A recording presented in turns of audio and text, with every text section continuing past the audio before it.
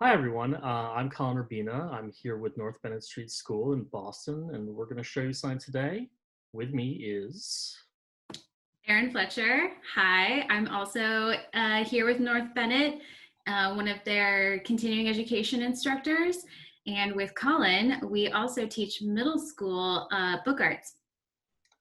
So one of the projects the project we're going to do today is one of the projects that we do with our fifth graders, generally speaking, sort of an introduction. It's a very simple one-sheet little book thing that I really like. For it, you will need a piece of 8.5 by 11 printer paper. You're going to need a pencil, a pair of scissors, and for working on content, I recommend markers or colored pencils, crayons, whatever you have around that, won't stain your clothing is what I'd recommend. I'm, of course, wearing an apron because things get messy. So today we're going to be doing a cute little thing. The way this is going to start is we're going to fold this piece of paper, come up with different illustrations, and they're all going to go on the piece of paper in a specific order. I've made one here that is, of course, dog facts. Why of course, dog facts. Dogs are great. So I have a cute little facts about dogs. I think this would be a perfect time to incorporate illustrations about a subject you're learning in class or whatever into a cute little book. Give you time to come up with some interesting pictures, give you some time to draw, which is always nice. Yeah, you could also make observations while you're out on your walks that you're hopefully doing daily. Yes. So the way this book is all going to come together is folds in a single cut. As you can see on this top-down view here, we have our numbers. So it goes 1, 2, 3, 4, 5, 6, 7, 8. Right? A little strange. It gets folded up and put into the right order. I'll go over on how that all works. So our first fold is going to be folding our piece of paper in half, like a hamburger. So like this and not like this. That's going to come later. So I'm going to hold down the piece of paper with my left hand and fold it over with my right hand because I'm a righty. And I'm just matching my corners as best I can. Hold it down with my left hand and crease it down with my finger. Then I'm going to open it back up. So I have it like this. And I'm just going to take and make, so now I have this half, right? And I'm going to make this, fold this half in half. For those of you following along with math, I'm making this into a quarter. And the way I'm folding this is I'm just bringing the edge of my paper to that center fold that I've already made. So you have a nice line where it will make sense.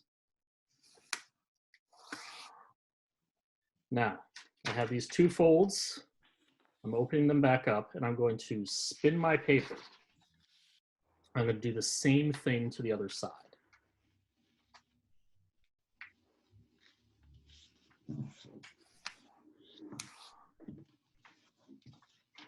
And open that back up. So now I have, it's like a little house, right? Or a very large tent, if you have very large camping tents. And you can, the next fold we're going to do is we're going to now fold this like a hot dog. It's going to be a little bit hard because we've already made some folds, and those folds want to stay where we made them.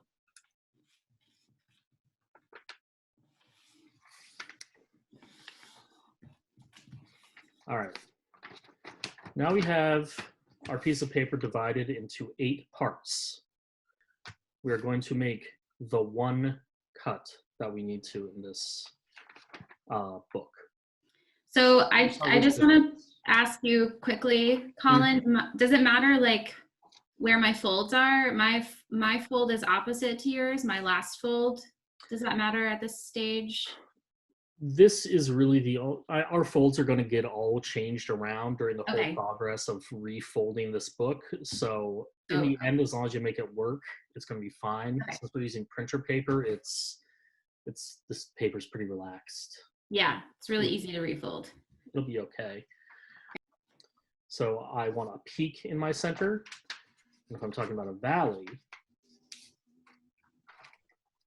that's a valley, right? You have a valley, mountain, and another mountain over here. It's like a mesa. Anyway, so the main thing we want here is we want a mountain running down the center.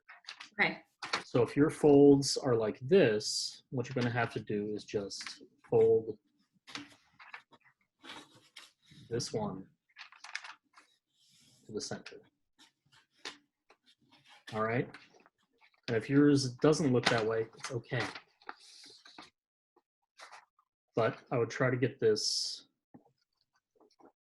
mountain going because that'll make your cut easier. Now, if you notice on this one, the cut we have is just through the center piece. It's not all the way through this. We're not trying to separate this into two different pieces of paper completely. We want this little center part cut and these edges right here intact. So we're going to cut from the mountain to the valley. Yes. Cool. So this is the only part where you need scissors. This is the only part where you might need supervision if you are unused to using scissors. Or if someone in your household says you need supervision while using scissors. So all we're going to do here is just take your scissors, make sure your hand is out of the way. I'm just cutting until the tips of my scissors hit that center of these folds, right? Cutting through both pieces of paper that when I double it up, I'm cutting through both, right?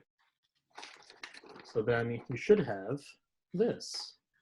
It looks like a mouth. A little mouth.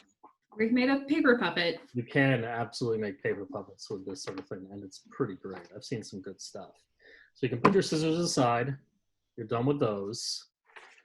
And then you can take your book, fold it so it's like a hot dog again. And then sort of squeeze it together and bring one side around to be the back cover and one side to be the front cover. And then yours will pop open a little bit. You can just sort of squish it down with your hands, make sure it lies flat. And then you can number your pages. I recommend numbering your pages because if it ends up being open, then you can get confused as to which one is the cover because you can change that pretty quickly just by messing around a little bit. So I would recommend writing your pages numbers. So I'm going to just use a pencil, number in the corner, 1, 1, see? And then just go 2, 3, 4, 5, 6, 7, 8. And then if you ever find yourself opening it, or if you want to show someone and they open it, you can figure out your page numbers. So mine. So I think it's good to point out that you're not marking the back side, right? You're only putting page numbers on one side of your open piece of paper. That is correct. So you have, yeah, the inside is secret on this one. Yeah, you could totally do a secret illustration on the inside. Yeah, and maybe no one would ever know. Who's to say? So that's this little cute little book. It's one I really like to do. You can put anything you want in it. It's your book now. Can we see your facts about dogs fully open just to get a sense of what it looks like? So dog facts, when it's fully open, like this. right? So my illustrations on this side are facing towards me, and my illustrations on this side are facing the other way. I would recommend when you're illustrating this, sort of illustrating it closed, because that way you won't get confused about which direction you need to write your illustrations on. But if you really want to do it open, your page numbers will help guide you, because those will be the same orientation. Ooh.